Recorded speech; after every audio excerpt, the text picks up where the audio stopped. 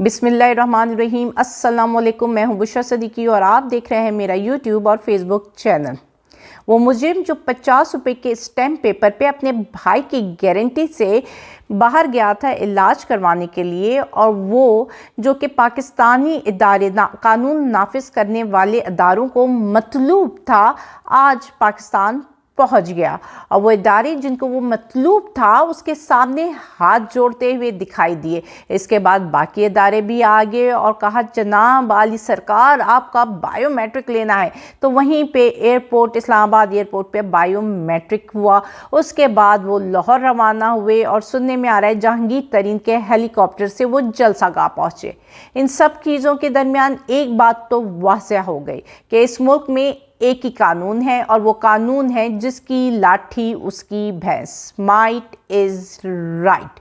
और दूसरी चीज़ जो वाज़ेह होती है कि लंदन प्लान अपनी पाया तकमील को पहुंचा है, और वो लेवल प्लेइंग फील्ड जिसका बार बार मरियम नवाज साहिबा जिक्र करती थी और डिमांड करती थी, आखिरकार उनको वो लेवल प्लेइंग फील्ड मिल गई।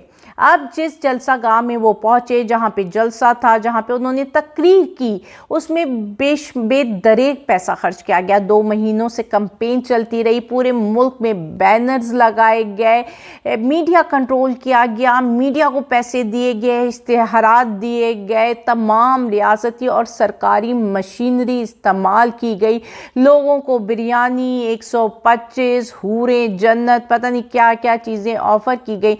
लेकिन इसके बाद भी अगर ऐसा ही जलसा होना था तो मियाँ साहब बेहतर था कि आप जलसा करने के बजाय अपने रायवंड महल में जाकर एक छोटा मोटा कॉर्नर मीटिंग कर लेते, अपने कारकुनान से खिताब कर लेते, उनसे वेलकम नोट ले लेते। फिर स्टेज में जिस तरह की ओवर एक्टिंग होती रही है, और उसके बाद मियाँ साहब आए और मियाँ साहब ने आकर टोपी से कबूतर निकाला। तो वो, मैं बच्चों की बर्थडेज में जाती हूँ तो मुझे याद आया कि एक मैजिशियन होता है जिसके बॉक्स में कबूतर पड़ा होता है, और वो बच्चों को बेवकूफ़ बनाने के लिए उस बॉक्स से लेकर छुपाकर टोपी से वो कबूतर निकाल देते हैं, और बच्चे कहते हैं वाह वाह वाह वाह क्या जादूगर है।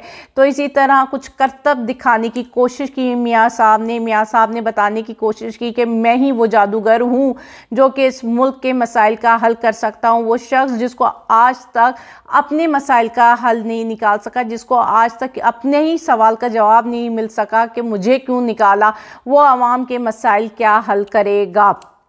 अगर आप उनकी तकरीर सुनते या उनका ख़िताब सुना, जिस तरह मैंने मरियम नवाज़ के ख़िताब जब भी वो करती थी तो हम अवॉइड ही करते थे डिस्कस करना, क्योंकि उसमें कोई बात होती नहीं थी।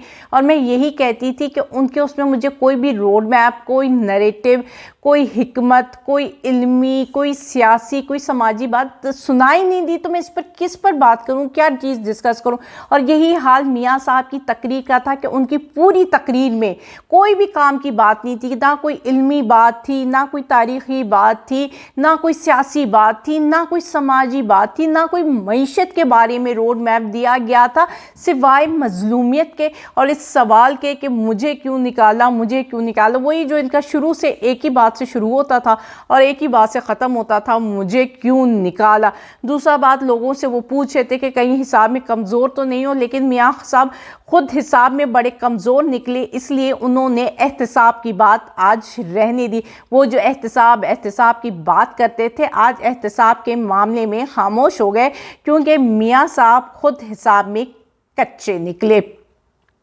उसके अलावा वही मजलूमियत करूँ, मेरी माँ मर गई, मेरी बीवी मर गई, मतलब वो अपने आप को मसीहा, अपने आप को लीडर कह रहे हैं। तो वो कौन सा लीडर है जो खुद मजलूम बनता है?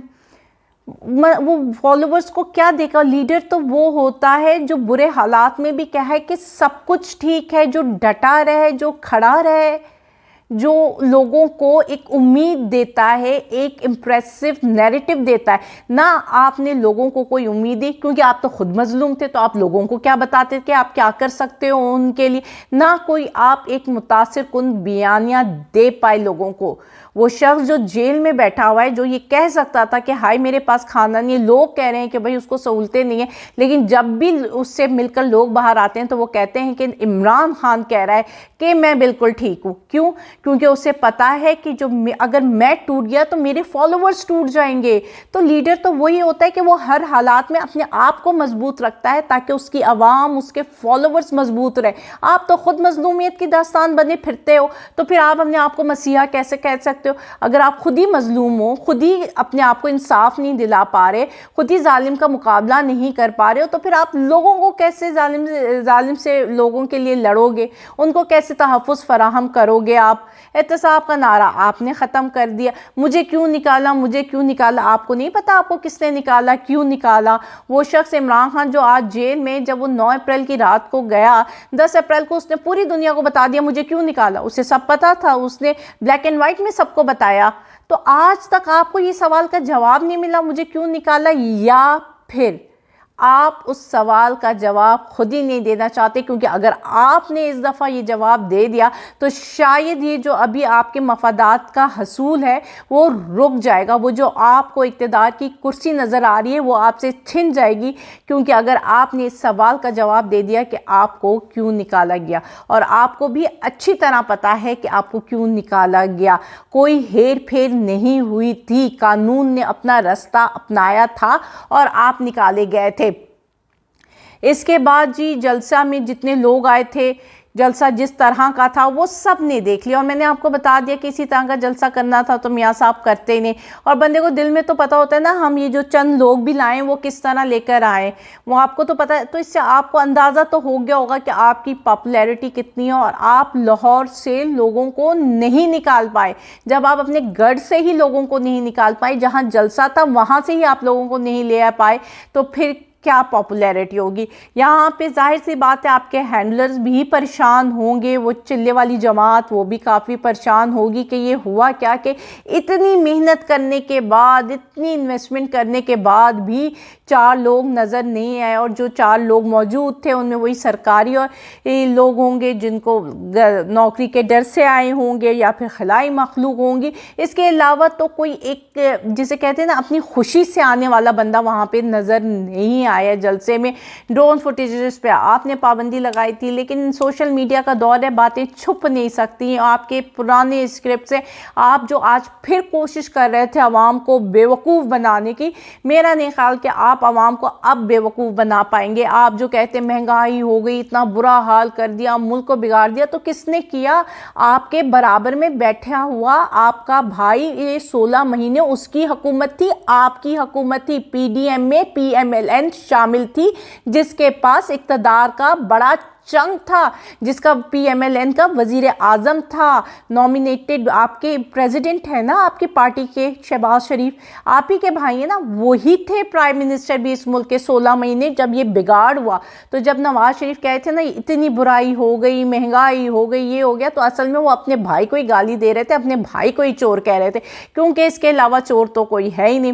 اور رہی بات، آپ نے پورا دیکھ لیا کہ کس طرح تمام مشینری، ریاستی سرکاری مشینری ایک مجرم، ایک مطلوب، ایک مفرور، ایک اشتہاری کو تحفظ دے کر اقتدار پر بٹھا رہی ہیں، 24 کروڑ عوام پر مسلط کر رہی ہیں۔ تو اس کا مطلب ہے الیکشن کوئی معنی رکھتا ہی نہیں ہے، تو پھر الیکشن کا ڈھونگ کیوں آپ لوگوں کا وقت ضائع کریں گے؟ اب 23 اکتوبر کو 2 امپورٹنٹ کیسز بھی ہیں۔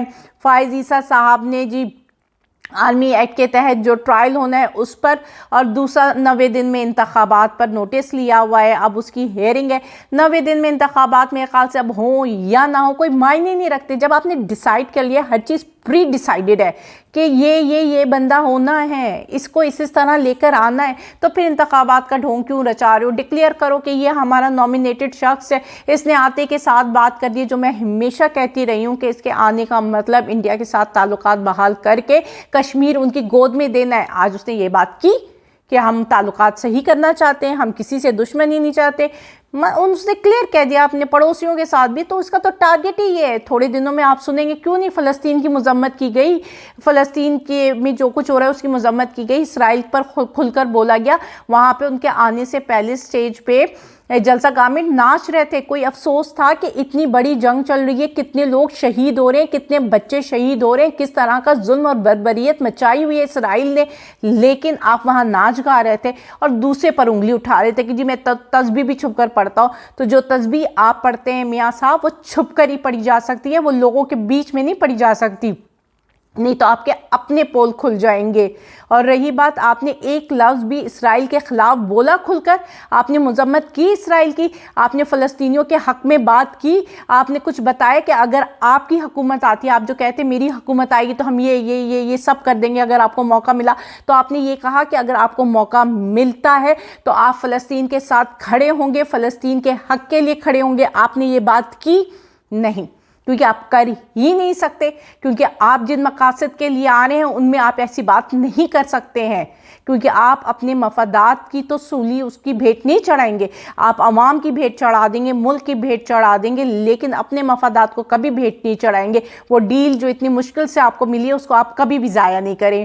تو اس دفعہ لوگ بیوقوف نہیں بنیں گے، اور آپ کا جلسہ تو بڑھ گیا میاں صاحب۔ اللہ حافظ۔